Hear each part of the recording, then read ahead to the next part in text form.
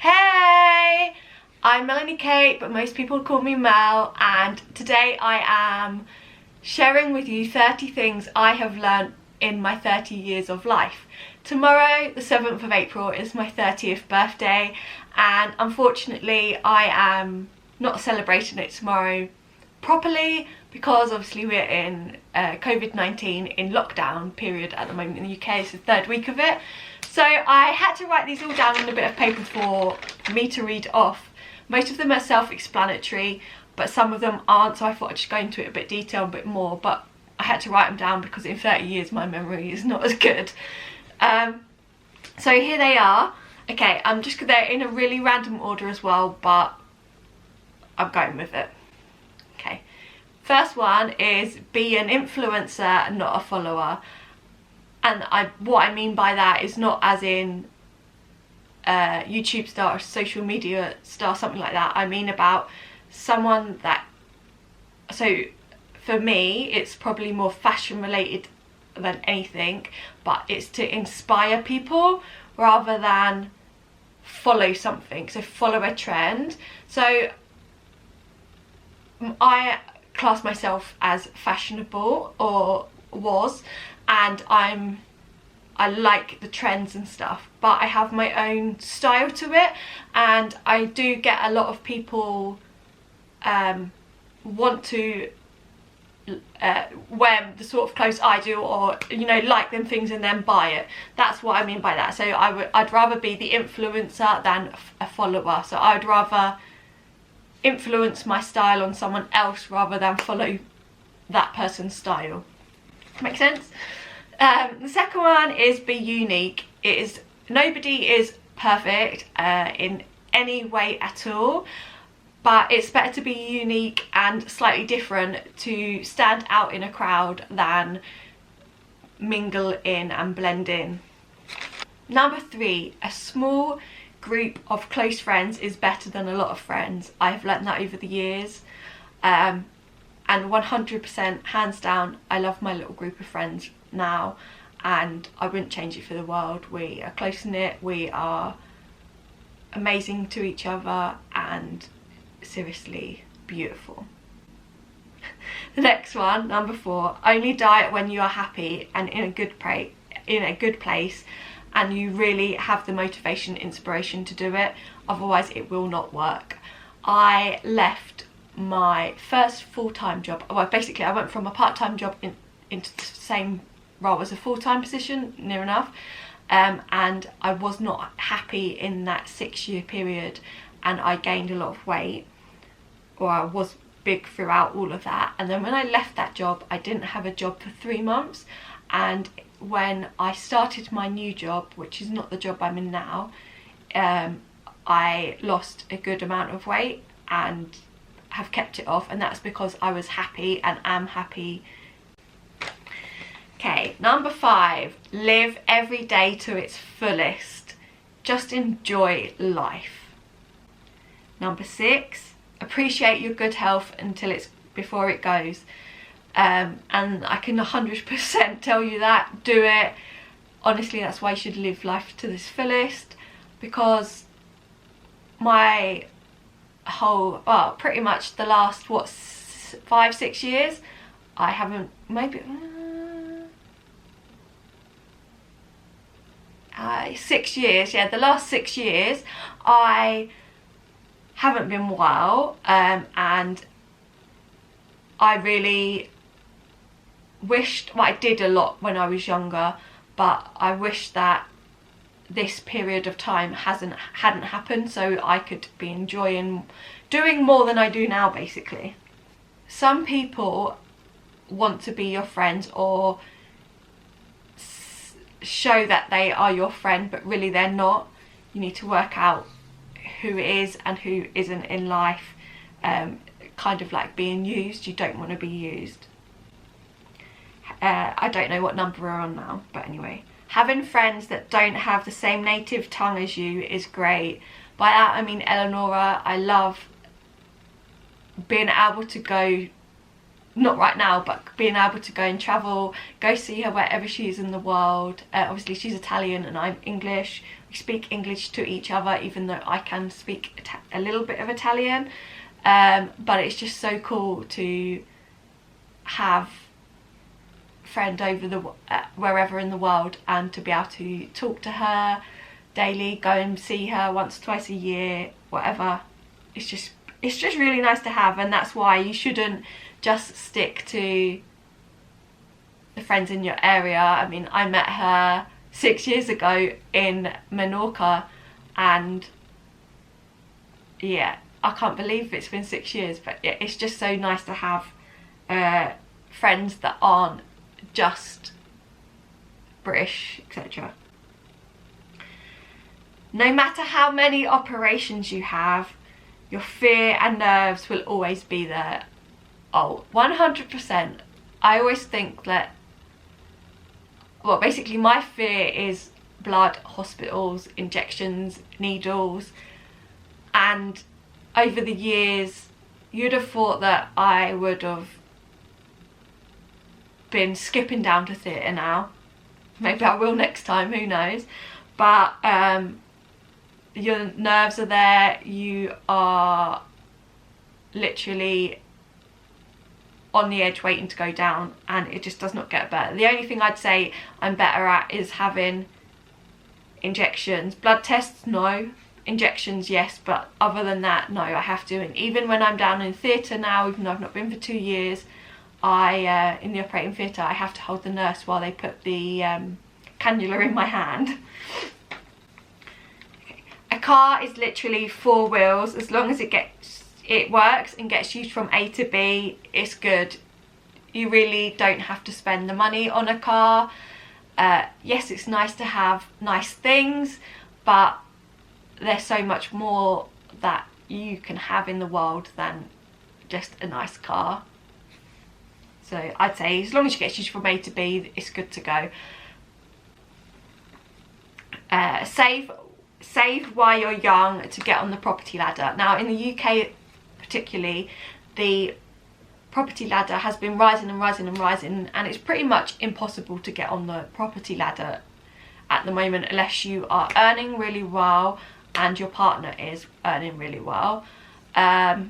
So save while you are young. I obviously have a property, I own this property, I have a mortgage by myself, but I shouldn't have brought the the car I'm in now was on finance for 3 years, and the car before that was on finance for 2 or 3 years, and I should have got the first car on finance, but then I should have just kept that rather than do another one for 3 years, because though I've got well, my car's nearly 10 years old, it's 9 years old, it works, it's perfect, and okay, I've got everything together, but I'm saying if you are younger now and you are wanting all these things, you need to work out what's your priority, because you need to get on the property ladder sooner rather than later.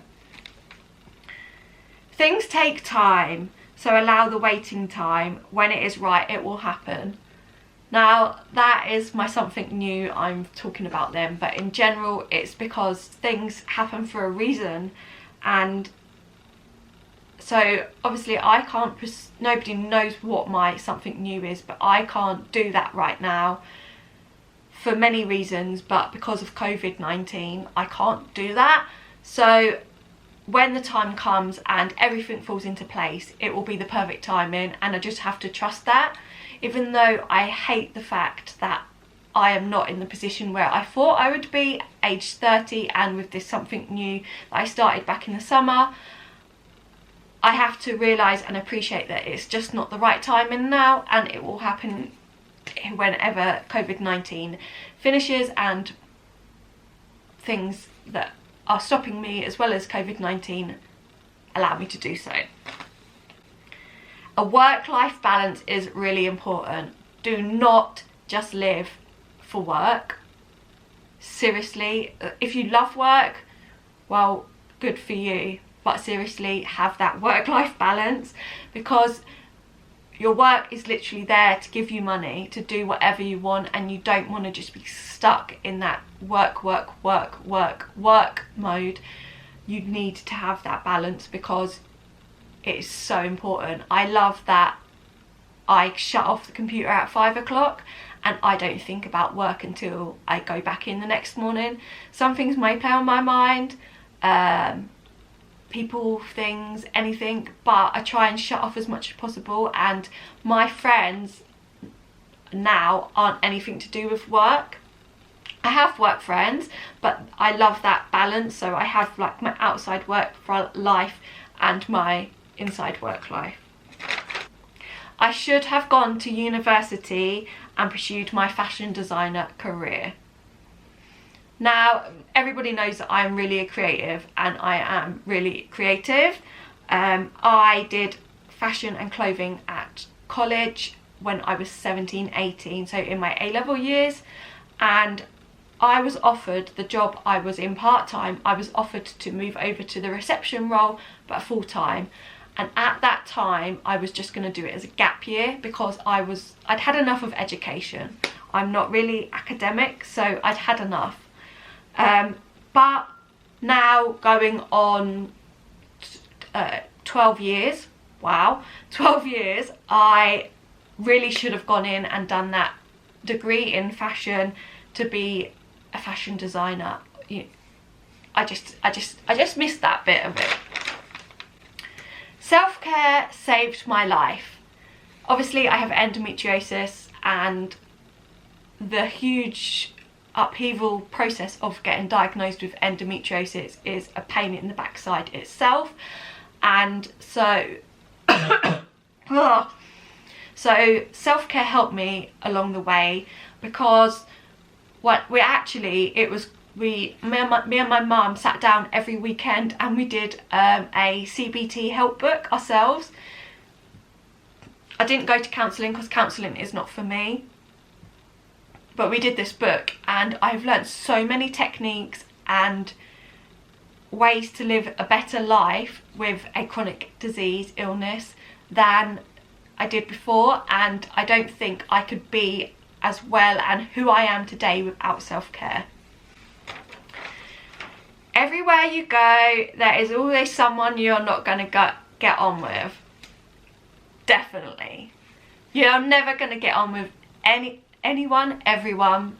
Maybe some places you don't get on with anyone, but most places you get on with some. But there's always one person at least you will not get on with. And we just need to learn from that and just appreciate that it's just going to be okay, and kind of steer clear of them as much as possible. Some days you just got to eat what you want to eat. Yep, I had that yesterday. I really just need to eat junk food at the moment because that's how I'm feeling, and you just got to do it. As long as you don't stick in that pattern of eating junk food, you're alright, but you've got to do it when you need it. Mental health is as much as important as physical health, because when your physical health goes downhill, your mental health does too. Even if you didn't know you had a problem there, everybody has mental health problems, but it really does. And my last operation of April the 23rd 2018, I really noticed the downfall in everything, and my life changed because of that, mental health wise, anxiety in particular, but it's building that back up and making sure that your mental health is okay as well as your physical health. To be fair, you have to think of it as that I've had, so say 2 years off, so I had 4 years total of operations, and my body was going through hell to try and fight against everything to you know, because it needed them operations, etc. Making memories each and every day is really important. Just think and having fun making their memories, because you want to have them to remember when that person dies. Obviously the last year I've lost 2 granddads, and it is really nice to have their memories of both of them with me, and remember them as the person they were in their memories, rather than when they were unwell and dying. I don't know what number we're on now, but you can have fun without alcohol. Yes, I used to drink, and I used to drink a hell of a lot every Friday and Saturday night pretty much when I was going out with my friends, clubbing, bars, whatever you want to call it these days. But now I've not touched alcohol in 3 years and I don't miss it. I can still have fun. If I go out I don't like going out anymore, but if I go out, I don't drink. It doesn't bother me. You can still have fun without alcohol. It is okay for people to knock you down as long as you prove them wrong by being amazing. I felt a bit like this actually this morning and yesterday, and I started to cry. And it's okay to cry and be sad and annoyed and everything, but you need to prove yourself wrong, prove them wrong by standing up and being amazing. I can't really go into much details about why I cried this morning and yesterday because it's private reasons that I don't explain on social media, but I am proving them wrong at the same time for the amount of effort I am putting in and what I am thriving through to show as a whole is better than them knocking me down. I hope that makes sense. Find the positives in everything is so much better for you than looking for the negatives. I actually do have a negative mind, hence why I probably started to cry this morning, but I have that negative in me first. But now I've got over it a bit. I've had a chat with my mum, I've had a chat with two of my friends. I know that I am better than them, or whatever it is that's making me feel negative and crying. So my positive out of this is that, for instance, today I've got dressed, I am going out for a walk, I am going to live my life how much I can through COVID-19, and it doesn't matter if they want to pull you down, just pull yourself back up. And the positive really is that I am better than them. Setting goals to achieve are really helpful to keep you motivated and looking forward to something. Whether that's booking a holiday and dieting for your holiday, whether that is buying your next property or whatever it is, looking to have a promotion, anything. You setting them goals, achievable, the most achievable ones the better. But if you want to go skydive, you write that on there and you go do it, girl. Honestly, you work yourself hard and work out how you're going to do it, and you do it. Be brave every day. Yes, you have to be brave in order to live life, because right now it's actually really scary where we are in the world and what everybody's doing by staying at home. It can be lonely and everything, but we are all being brave and doing this because we have to, but also mentally health wise, we have to be brave in order to push ourselves to be a better person. Everyone is talented in their own way. You don't have to be academic to be talented. I am 100% not academic. I hated school. I didn't want to go half the time, and I was the worst. I am worst at tests and everything like that. Don't put me through it, please. I cannot do it to save my life, but my talent is in my creativity, and I am talented in the way that I can create beautiful pieces and put them all together in many different ways even. So that is where my talent's from, but everybody is different, and that is why it doesn't matter if you're not academic. Do your best and then go through and shine in what you can do and be talented in that. Be happy in what you're doing and where you're going. That is good, because, so like I said to you, I like that work-life balance, and I really do. I love my life more than I do work at the moment, but without work I wouldn't have the life I have. So my work gives me the money to pay my bills, to be able to buy my new property, sell this one and move to a bigger one, and also do the things I want, and that makes my life so much better. And that's why I'm happy in the sense of what I'm doing for my life and what I have got set in my mind and what I am going to be doing in my life now, or already started, but you know, that I have to be happy for doing it and doing it for me and not no one else. Love yourself. You are the only one that needs your focus and attention. If you have children, you need to focus and attend to them too, but you need to love yourself first each and every day before you can do well for others. So you need to find what you love doing and just do it. Love what your body needs, what your body wants and needs, and love yourself and how you are as a person in order to help others. Learn from your mistakes. Definitely learn from your mistakes. Everybody makes mistakes in life, and you just need to learn from them and quite easily move on with not making their mistakes again. Be creative as much as possible, and that is because I am so creative. I love creativity in every way, shape and form, and I have to be creative in order to live.